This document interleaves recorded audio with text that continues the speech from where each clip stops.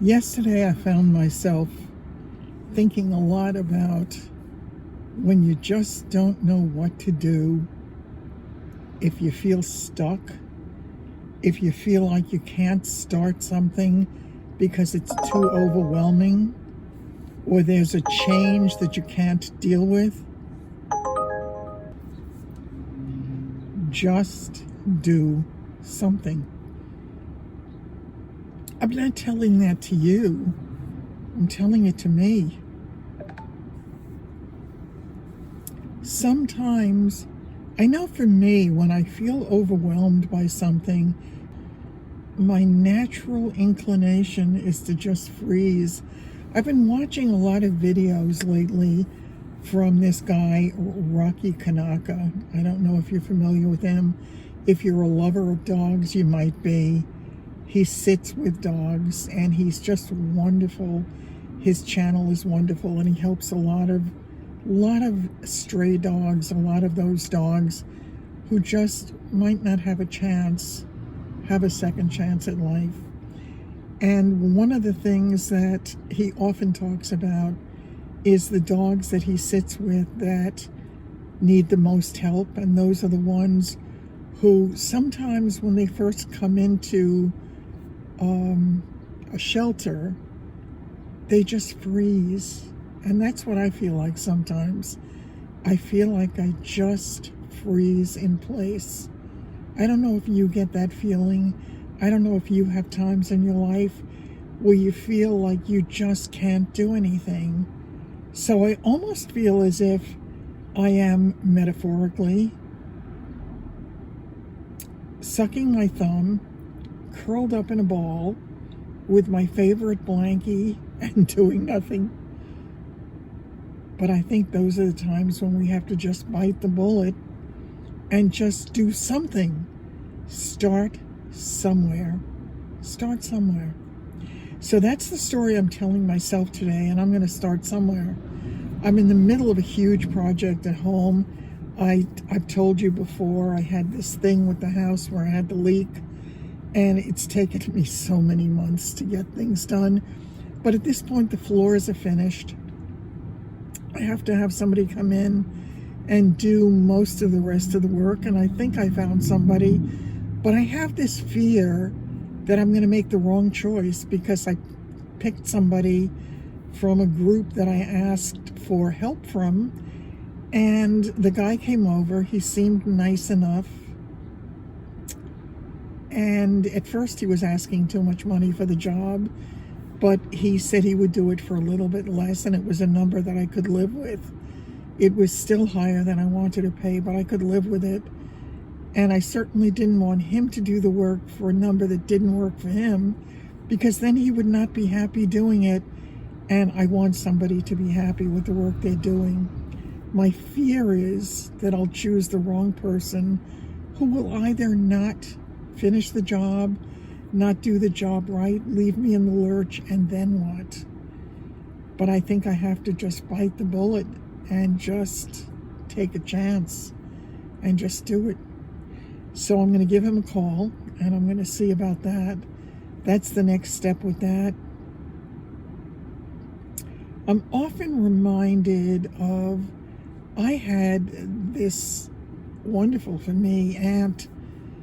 My mother had, I think there were originally 6 children in the family, but 2 of them died early on, and I certainly never knew them. But she had 2 sisters and a brother. And at one point, for a period of time, we all lived in the same house, which was occasionally disastrous because my mother's sister and my mother's sister-in-law did not get along, and they would occasionally have screaming fights in the hall of this 4-family house.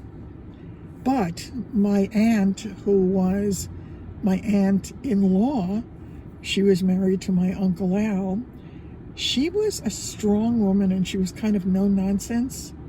I remember when I was a young woman, before I even got married, we used to play cards in their house often. We would play canasta, sometimes till 4 or 5 o'clock in the morning. And one day she picked up one of my cigarettes. It was in the days when I was still smoking. I stopped at 24. So this was, I guess I was in my late teen years. She picked up one of my cigarettes and she held it up like this. And she turned it around.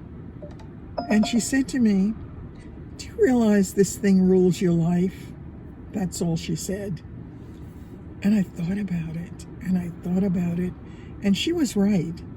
Because if I woke up in the middle of the night and I had no cigarettes, I would take a little stub of a cigarette and I would straighten it out and I would take a few puffs. Looking back on it, it seems so sick to me, but I was addicted, even though I only smoked for a total of 10 years, starting when I was 14. I was hooked. And by just saying that and not telling me to stop, not trying to insinuate herself in it, she left me with my own thoughts. And she was right. And I wound up stopping smoking. Took a few years till I got it right, but I did stop and never touched another cigarette for the rest of my life. She also helped me. I was terrified of the water. When I was young, I was very, very afraid of the water. I had gone to day camp, and one time we went to some park. I'm thinking it was Van Cortlandt Park in New York, in the Bronx, I guess. And I think they had a pool. I think that's where it was. I went down into the pool, and I don't know if somebody pushed me or something happened, and I flipped over, and I remember the water going up my nose and thinking I was going to drown momentarily. So I had this fear of the water, and it was not helped by the fact that my mother was afraid of the water. My mother was not a fearful person at all. You would never think of her that way. She was very calm, very relaxed, very pragmatic, and she just was not fearful, but she was afraid of the water. That didn't mean she didn't go in. She did. She went in as long as she could walk in it, as long as she was on the bottom, and it was no higher than chest level, she would go in. So my fear of the water, I guess, came from that. I had no clue how to swim. I didn't know the first thing about it. And I remember being at it was a pool club that my aunt and uncle and my cousin belonged to. And they took me one day during the summer before we belonged. And I remember she was in the deep pool. They had two pools. They had the shallow one, and they had the deep pool, which as I recall, I think it was about 8 feet deep.